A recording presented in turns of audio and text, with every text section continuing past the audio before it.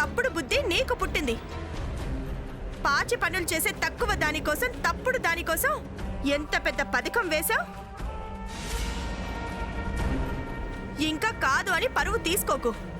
ఇకనైనా తప్పు ఒప్పుకో. ముందు ఫంక్షన్ పూర్తి కానివ్వు.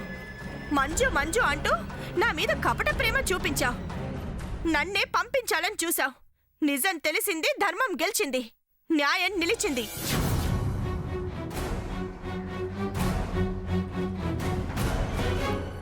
నాకు వెన్నుపోటు పొడవాలని చూశావు. కత్తి ఎదురు తిరిగింది. తప్పని హెచ్చరించింది. బావవి కాబట్టి, నా భర్తవి కాబట్టి, పైగా ఇంతమందిలో భార్యగా నిరూపించబడి విజయం సాధించిన శుభ సందర్భం కాబట్టి నిన్ను క్షమిస్తున్నాను.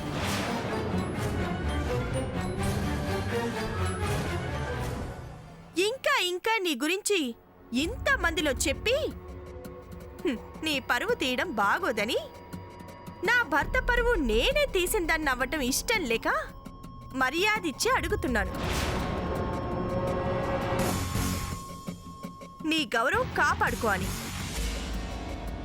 ఎవరినో మెప్పించటానికి, ఎవరి మీద మనసుందని నిరూపించుకోటానికి ఇంకా నాటకం పొడిగించకు బావా.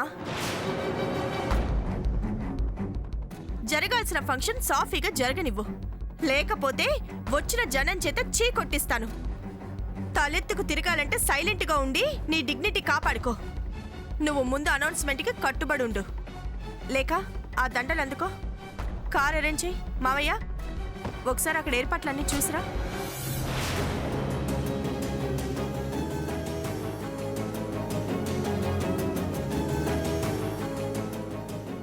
నేను చెప్పానుగా, నేను ముందు నుంచి చెప్తూనే ఉన్నాను. అదే జరిగింది.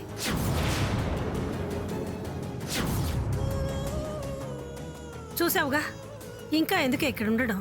నిలబడి కేక్ తినిపిస్తావా, చప్పట్లు కొడతావా? ఇతని గురించి నేను ముందే హెచ్చరిస్తున్నాను. మొగుడు కాదే మోసగాడు అని. అతంది ప్రేమ కాదే వాంఛ అని. వినయం కాదు వంచన అని.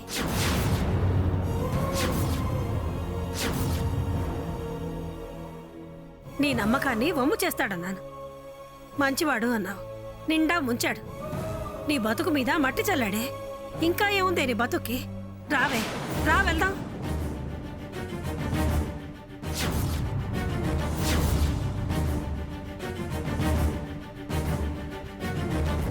ఏహే, ఏడుస్తూ ఏడు మొహంతో ఇక్కడెందుకు?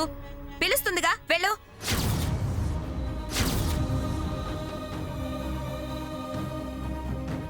కదలవేంటే? కదలవేవే. జరిగిన అవమానం, చేసిన తలవంపులు చాలేదా?